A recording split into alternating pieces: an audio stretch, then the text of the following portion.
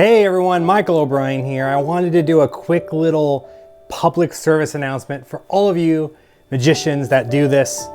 I was completely guilty of this myself, and it's not something that you usually become aware of until you have either listened to yourself performing or someone else has called you out on it. I was completely guilty of this myself, and that is the ums. So what do I mean by the ums?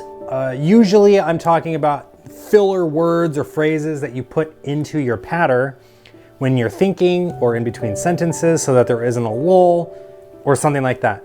Perfect example is, for the longest time, I used to say okay, like after everything. If you go back and watch some of my older tutorials, you will notice I literally say okay after just about every sentence.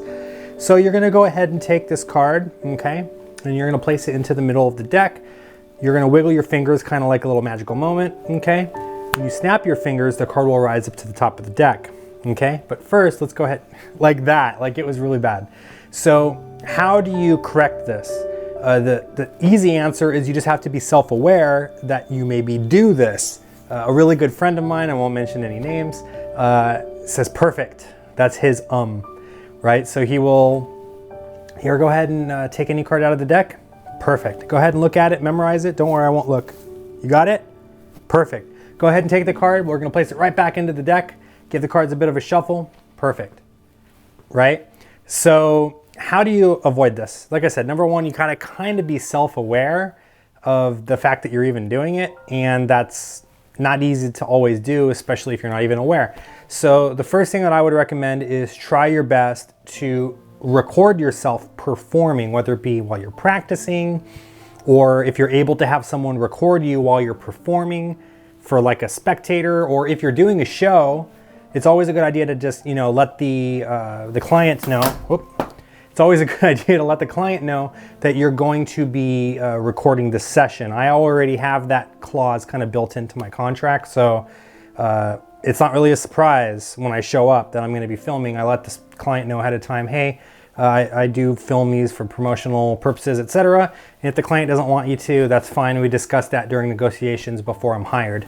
But that's a good thing to do. And the reason being is so that you can go back later, you can watch it, and you can look at your angles to see if you're flashing at all, things that you need to improve on, but most importantly, to also listen to what you are saying while you're performing. I recommend actually watching a performance without the video, maybe just, turning your computer around or something so you can hear it without actually seeing what you're doing. That way you can focus only on the audio. Listen to it, and you can see, or should I say hear, all the times that you say your ums, whatever that may be. So that's the first step, is figuring out the fact that you're actually doing it. And then the second step is simply making a conscious effort to not say that. I know I probably say that, my ums or whatever noises I make like in between while I'm actually doing these videos. And the reason for that is because 99% of this material that I do in these advice for magicians videos and stuff is ad lib. I'm just kind of making it up as I go.